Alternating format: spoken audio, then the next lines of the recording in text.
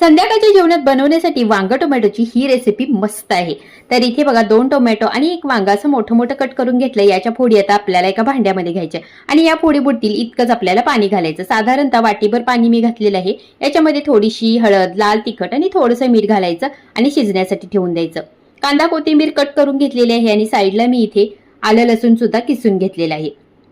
वांग शिजल्यानंतर चांगलं याला ग्लासने किंवा स्मॅशरने स्मॅश करून घ्यायचं। आता फोडणीसाठी कढईमध्ये तेल घालायचं। याच्यामध्ये जिरं, मोहरी, कांदा, कढीपत्ता छान परतून घ्यायचा आणि याच्यामध्ये हिंग, हळद, गरम मसाला आणि आलं लसूण पेस्ट, लाल तिखट घालून फोडणीमध्ये चांगलं परतून घ्यायचं। स्मॅश केलेलं वांग घालायचं, अर्धी वाटी पाणी घालायचं, चवीपुरतं मीठ घालून मिक्स करून घ्यायचं आणि 2-3 मिनिटं फक्त आपल्याला झाकण ठेवून शिजवून घ्यायचं। वरून मस्त कोथिंबीर घालायची आणि ही वांग्याची रेसिपी ना भात, भाकरी, चपाती कशा बरोबर पण खाऊ शकताय। मस्त लागते। एकदा नक्की ट्राय करा आणि लाईक, शेअर, सबस्क्राईब